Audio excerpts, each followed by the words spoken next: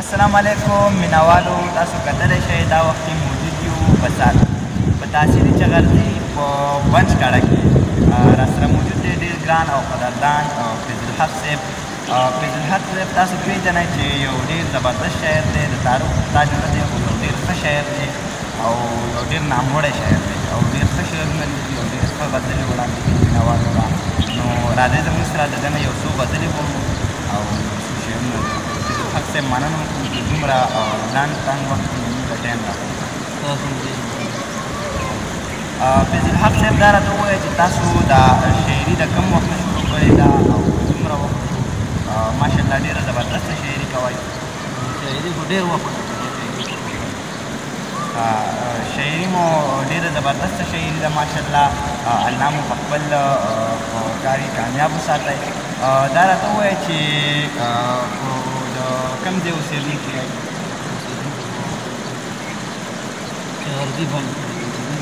ټیک ده. ستاسې یو غزل مو څو ورځې مخکې کتلی وي، داسې یو مېلمه دی ناڅاپي به تا راشي، دا راته ډالۍ کړه. داسې یو مېلمه دی ناڅاپي به په تا راشي، بیا به چغې لوړې وباسي، وارخطي به په تا راشي، وایي منونکه دې ولواري بېهوشي به په تا راشي. واه ډېر ښه، یو ځل بیا ووایه. داسې یو مېلمه دی ناڅاپي به په تا راشي، بیا به چغې لوړې وباسي، وارخطي به په تا راشي، وایي منونکه دې ولواري بېهوشي به په تا راشي. دا یوازې په تا نه دی، دا یوازې په ما نه دی، دا د هر سړي په کور راځي، نه یې څوک رستی شي او نه پرې د چا. واه دا یوازې په تا نه دی، دا یوازې په ما نه دی، دا د هر سړي په کور راځي، نه یې څوک ایستی شي او نه پرې د چا زور راځي. چې خپل مقصد پوره کړي دغه کوره، بیا به خر شي په هغه کور کې یوه چغې ژړاګانې وکړي. واه چې خپل مقصد پوره کړي دغه کوره، بیا به خر شي په هغه کور کې یوه چغې ژړاګانې وکړي. نو ټیم یې معلوم نه دی، والله هر وخت تیاري کوه چې څومره ورله کولی شم دومره ورله خواري کوه، لحاظ بیا د چا نه کړي ورله ښه تابعداري کوه.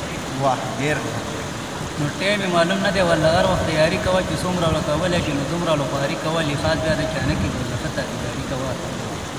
د خپل کور نه وباسي بس په ګورې نه نه باسي، بیا د دومره نر څوک نه یم چې واپس کړي راباسي. واه د خپل کور نه وباسي، د خپل کور نه وباسي بس په ګورې نه نه باسي، بیا د دومره نر څوک نه یم چې واپس کړي راباسي. واه ویم دغه مېلمه مرګ دپاره چا راځي، دروغ نه دي رښتیا راځي، که په دې کې څه غلطي وي نو بښنه درته غواړم، معافي راته کوئ دا به درته درنه غواړم. وایي چې وخت زما به دغه یو درخواست بیا دومره نر څوک نه یم چې واپس کړي.